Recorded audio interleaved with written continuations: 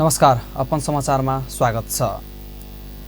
Metre ब्याजको हल्ला चलाएर आफूहरूलाई डर, धाक, धम्की तथा आफूहरूको पुँजी असुरक्षित बनाएको भन्दै धनुषा महोत्तरी लेनदेन सङ्घर्ष समिति गठन गरिएको छ। समाजमा एक अर्कालाई सहयोग गर्ने मानवीय व्यवहारको आधारमा पुस्तौदेखि गर्दै आएको ब्याज लगानीको पक्षमा समितिले जनकपुर धाममा विरोध प्रदर्शन समेत गरेको छ। समितिले विभिन्न 6 सूत्रीय माग सहित प्रदर्शन गरेको छ।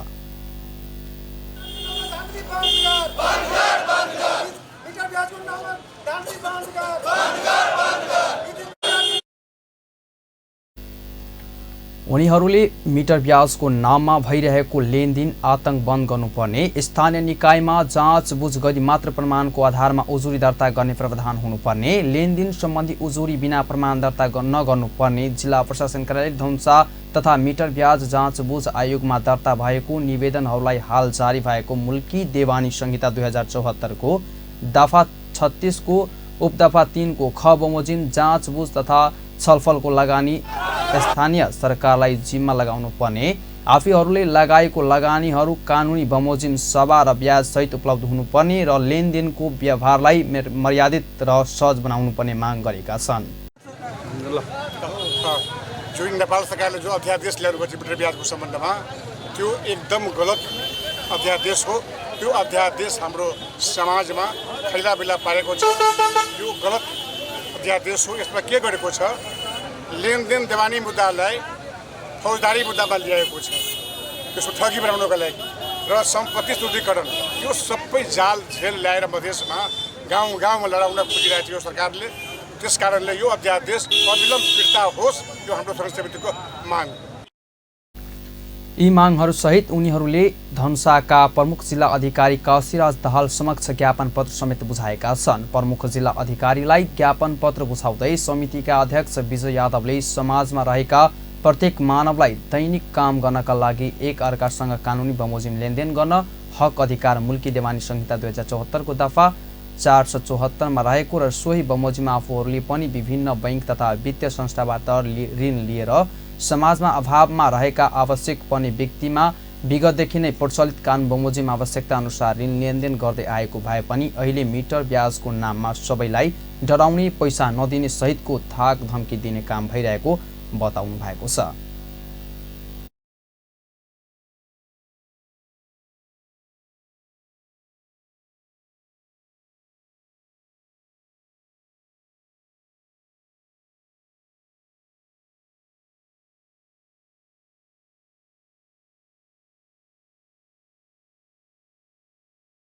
यहाँ धेरै आन्दोलन गर्छु, काठमाडौँ सम्पर्क गर्छु, सिन्धुबाड घेर्छु, संसद भवन घेर्छु, सिडिओ घेर्छु, आन्दोलन गर्छु।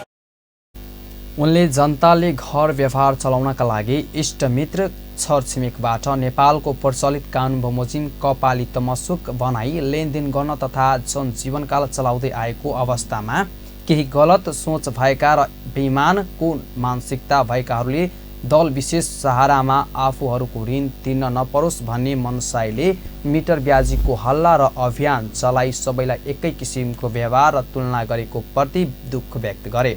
उनले आफूहरूको माग पूरा नभए चरणबद्ध रूपमा आन्दोलन गर्ने चेतावनी समेत दिएका छन्। जसपा नेतृत्वको मधेस सरकारसँग केही दिन यता असन्तुष्टि रहँदै आएको लोकतान्त्रिक समाजवादी पार्टी लोसपा एक मन्त्रालय सहित मधेस सरकारमा सहभागी भएको छ।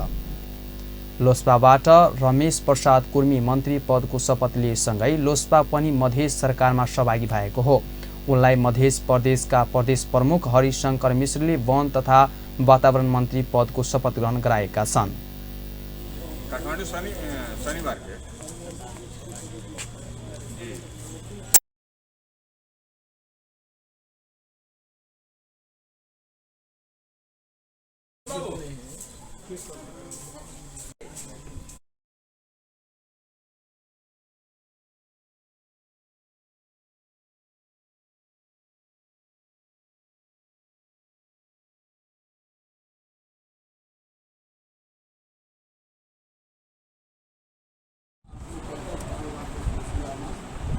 कर्तव्य पालना को सिलसिला में आपको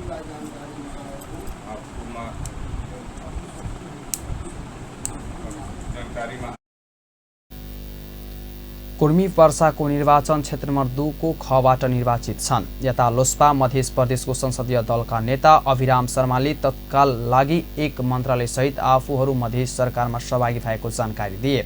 यसअघि गत मंगलबार सत्ता गठबन्धनका घटक दलहरू कांग्रेस 2 र एकीकृत समाजवादी 1 मन्त्रालय सहित मध्य सरकारमा सहभागी भएको थियो।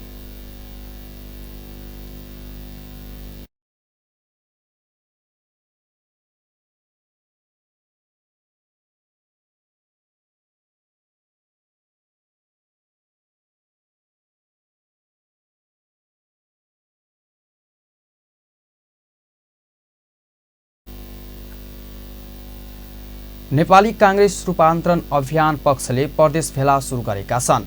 मध्य प्रदेशको जनकपुरधाममा बिहिबार भेला भएको हो।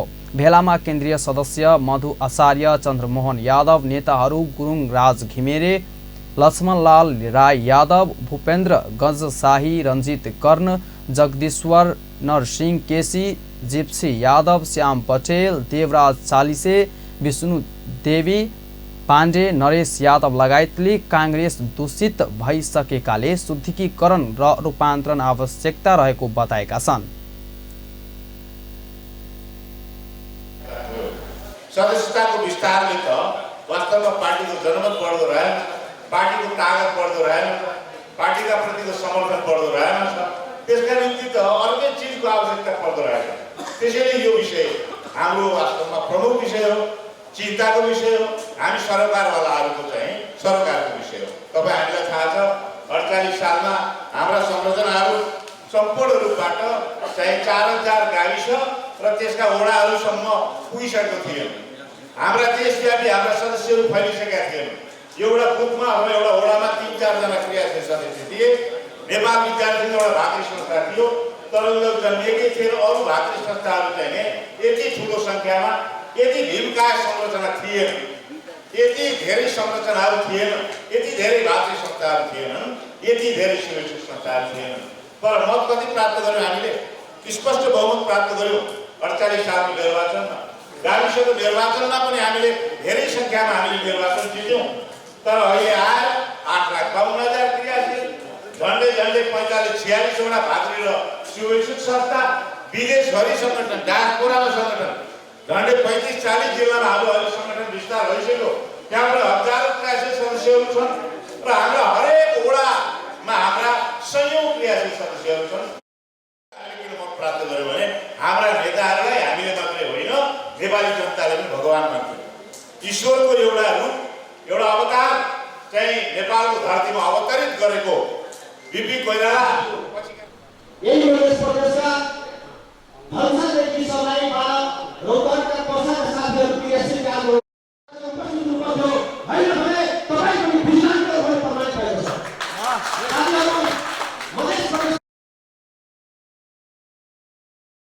त्यसरी मृत्यु गर्नु गरेका हुन् त होइन नि। यहाँनिर त्यसरी त्यस्ता युवाहरू मृत्यु भएको छैन नि त, विदेशमा मृत्यु भइरहेछ। यो विषय पनि हाम्रो विषय बन्नुपर्छ। विशेष गरी केन्द्रीय नेताहरूको म यसमा ध्यान आकर्षण गराउन चाहन्छु। अब फर्केका पनि गत वर्ष 4,70,000 युवाहरू नेपाल फर्किनु भएको छ। त्यो मध्ये अधिकांश त फेरि गइसक्नु नै भएको छ होला। अब सामान्यतया हेर्ने हो भने तपाईँको वैदेशिक रोजगार व्यवसायीहरूले डिमान्ड ल्याउनुहुन्छ, विभिन्न मागपत्रहरू सचिव झापाका हाम्रो आदरणीय नेता, नेपाली काङ्ग्रेसका युवा नेता अनिल पसाइदाई आउनुभएको छ। यसै गरी नै यो अभियानकर्ता हाम्रो तरुणका मासिक भोजन साई हुनुहुन्छ र हाम्रो यो अहिलेको यो अभियानको क्रममा चिन्तन दिने, विचार दिने र नेपाली काङ्ग्रेसको केन्द्रीय सदस्य एवं त्यसैगरी उपस्थित नेताहरू नरेन्द्र नेमाङ, वंशीलाल तमाङ, उज्जवल बराल, विनोद काश्यप, कौशल राय यादव, धर्मेन्द्र नेमाङ, विनोद खनाल, सुभाष रोहनी, दिनेश यादव, सुभाष पोखरेल, चिरञ्जीवी हमाल, दिल्ली सुवेदी, युवराज पाण्डे, उमेश मिश्र, कृष्ण सिंह, राजेश रोनियार, शैलेन्द्र यादव, मनोजा चौधरी, पिन्टू सिंह, विनोद खनाल लगायतको अगाडि नेता कार्यकर्ताहरूले काङ्ग्रेसमा भ्रष्टहरू कब्जा गरेर नेतृत्वलाई समेत मुठीमा लिएको भन्दै काङ्ग्रेस रूपान्तरणमा जोड दिए।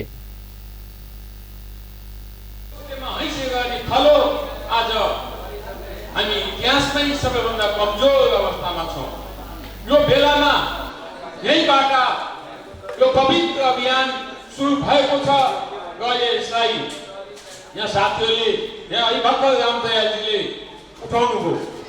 स्वस्ति गान गर्न अनुमति चाहन्छु।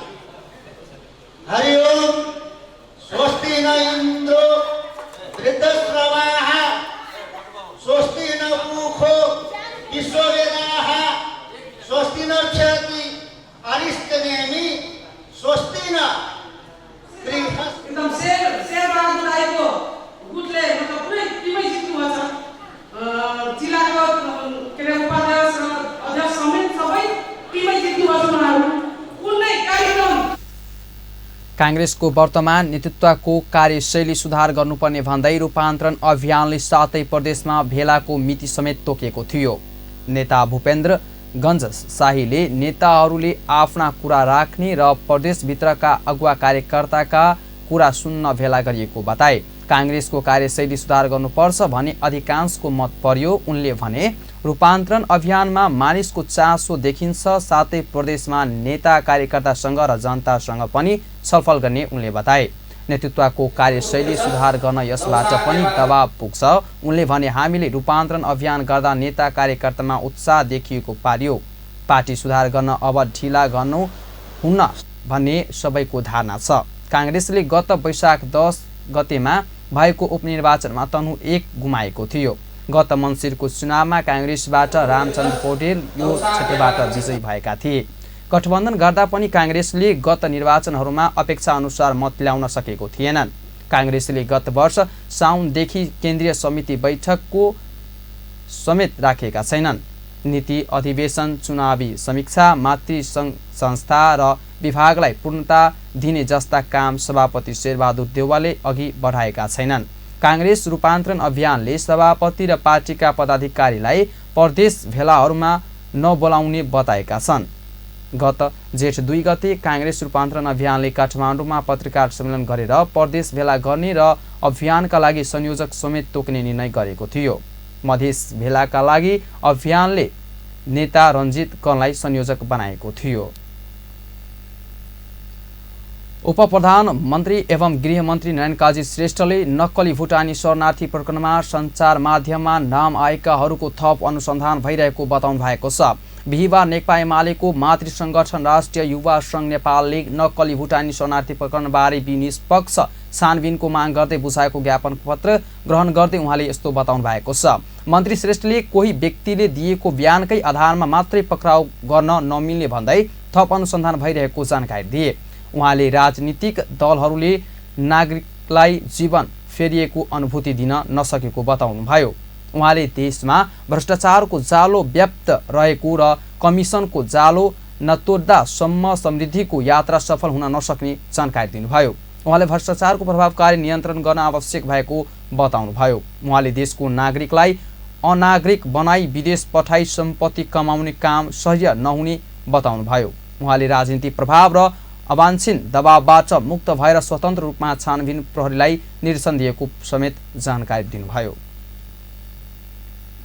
सुशासन अर्थात् भ्रष्टाचारको प्रभावकारी नियन्त्रण सहित सुशासन स्थापित गरिएन भने समृद्धिको लक्ष्य हाम्रो पुरा हुनै सक्दैन। समृद्धि पनि आम जनताले भोग गर्न पाउने खालको समृद्धि स्थापित हुनै सक्दैन भन्ने दृष्टिकोण र मान्यताका आधारमा हामी काम गर्न अहिले खोजिराखेका छौँ। त्यसै अन्तर्गत यो आफ्नै देशको नागरिकलाई अनागरिक बनाएर अर्का देशको शरणार्थी बनाएर विदेशमा पठाउने योजना बनाएर सम्पत्ति आर्जन गर्ने धन्दा पनि यहाँ भएको देख्यौँ। हामी लज्जित छौँ। गृहमन्त्री श्रेष्ठले नक्कली शरणार्थी बनाई देशका नागरिकलाई बेच्ने कार्य सहर्य नहुने बताउनुभयो। सञ्चार तथा सूचना प्रविधि मन्त्री रेखा शर्माले गणतन्त्रको विकल्प पश्चात गमन हुन नसक्ने बताउनु भएको छ। बिहिबार राष्ट्रिय समाचार समितिले गणतन्त्र दिवसको अवसरमा आयोजना गरेको हाम्रो सांस्कृतिक हाम्रो सम्पदा नामक तस्बिर प्रदर्शनीमा बोल्दै मन्त्री शर्माले गणतन्त्र र लोकतन्त्रको विकल्प पश्चात गमन हुन नसक्ने बताउनुभयो। उहाँले लोकतन्त्र र गणतन्त्र नहुँदा मानिसलाई बोल्ने स्वतन्त्रता समेत नभएको उल्लेख गर्दै उहाँले गणतन्त्रको विकल्पमा पुनः पछाडि फर्कन नसक्ने स्पष्ट पार्नुभयो। उहाँले विभिन्न भ्रष्टाचारको विषयहरू उठाएर गणतान्त्रिक व्यवस्थामाथि नै प्रश्न उठेको गरेको भन्दै ती समस्याहरूको समाधान पनि गणतन्त्रभित्रै सम्भव भएको जानकारी दिनुभयो। यदि गणतन्त्र हुन्नथ्यो, लोकतन्त्र हुन्नथ्यो, हामीलाई यसरी बोल्ने स्वतन्त्रता हुँदैन थियो भने हामीले हाम्रा शासकले, हाम्रा सरकार सत्ता सञ्चालकहरूले गरेका कमजोरी र गल्तीलाई पनि हामी बाहिर बोल्न सक्दैन थियौँ होला। त्यस कारणले यहाँ भएका समस्यालाई करेक्सन गर्ने भने पनि गणतन्त्रले नै हो, लोकतन्त्रले नै हो। त्यस कारणले गर्दाखेरि गणतन्त्र लोकतन्त्रको विकल्प फेरि पश्चगमन हुन सक्दैन, पछाडि फर्कने कुरा हुन सक्दैन। होइन अहिले आउँदाखेरि यस्तो भयो, यता भ्रष्टाचारका कुराहरू आए दुनियाँभरि।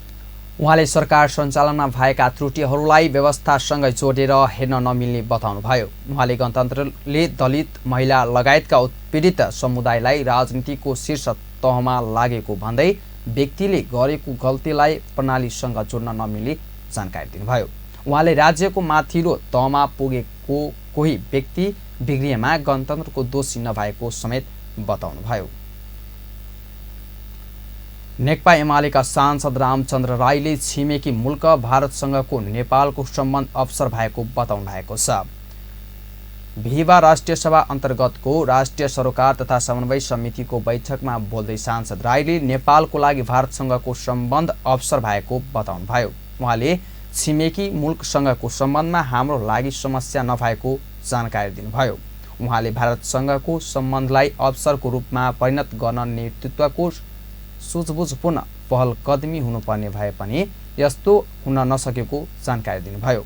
सांसद राईले सन् 1950 को भारत नेपाल शान्ति तथा मैत्री सन्धिको मूल कपी नै नभएको भन्दै बजारमा सुनिएका कुराहरूको आधिकारिकताको सम्बन्धमा प्रश्न उठाउनु भयो।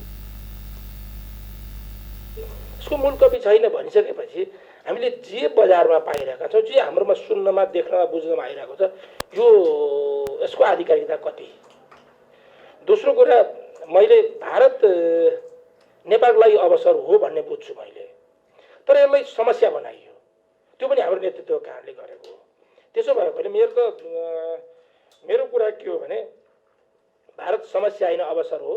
यसलाई अवसरको रूपमा परिणत गराउनको लागि हाम्रो नेतृत्वको सूझबुझपूर्ण पहल कदमी हुन पर्थ्यो, भएन।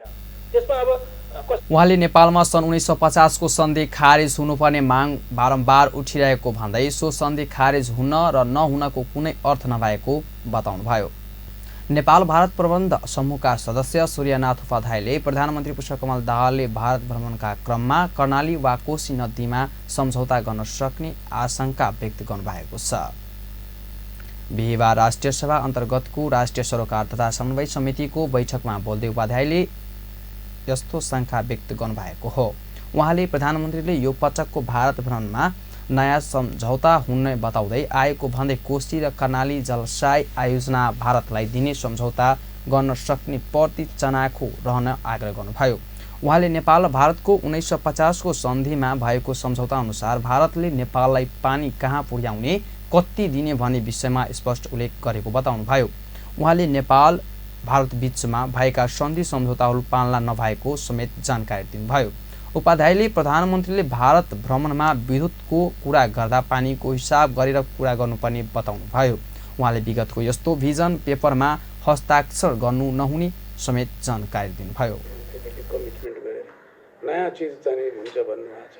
कता कर्णाली पो सही गरेर हुनुहुन्छ कि अथवा कोशीको पो सही गरेर हुन्छ कि? हामी त्यसमा काम गरिरहने मान्छेलाई त हामी त शङ्कामा छौँ। किनभने हामीले उतिखेर कर्णालीको अहिले जुन जिएमआरले उपाध्यायले 1950 को सन्धिमा नेपालको सीमा खुल्ला राख्नुपर्ने व्यवस्था नगरेको खुलासा गर्नुभयो। उहाँले अहिलेसम्म सरकारले नेपालको सीमा खुल्ला राखिएको भन्दै किन खुल्ला राखेको भन्दै बुझ्न नसकेको समेत बताउनुभयो। उहाँले नेपालको सीमामा भारतका लागि खुल्ला हुने तर भारतको नेपालको लागि खुल्ला नहुने अवस्था रहेको बताउनुभयो। उहाँले आर्थिक रूपले सीमानामा खुल्ला राख्नुपर्छ भन्ने नभएको भन्दै आर्थिक रूपमा सीमाना खुल्ला राख्दा झनै खतरा रहेको समेत जानकारी दिनुभयो। उहाँले प्रधानमन्त्रीहरू भारत भ्रमणमा जाँदा समेत गौरवका साथ संयुक्त विज्ञप्तिमा भारतसँग परम्परागत पुरानो सम्बन्धका साथ खुल्ला सिमाना भन्ने गरेको भन्दै त्यस्तो गर्नु आवश्यक नभएको समेत जानकारी दिनुभयो। उहाँले अहिलेसम्म कुनै पनि सरकारले नेपाली सीमा खुल्ला राख्न नहुने भन्ने बन्न नसकेको बताउनुभयो। उहाँले भारतसँगका सन्धिहरूमा सीमा खुल्ला राख्नुपर्छ भन्ने नलेखेको भन्दै नेपालले चाहे सिमानामा पर्खाल्नु लगाउन सक्ने जानकारी दिनुभयो। खुला रहिरहेछ। त्यति मात्रै होइन कि हाम्रो प्रधानमन्त्रीहरू चाहिँ भ्रमणमा जाँदाखेरि विज्ञप्ति निक्लिन्छ। विज्ञप्तिमा के भन्छ, हाम्रो पुरानो चाहिँ पनि समत्र र विशेषता चाहिँ खुला सिमानाको भनेर त्यहाँ लेखिन्छ। र त्यो चाहिँ जोइन्ट विज्ञप्तिमा त्यो कुरा लेखिन्छ। किन लेखिन्छ? किनभनेदेखि हामीले कहिले पनि भनेनौँ खुला सीमा।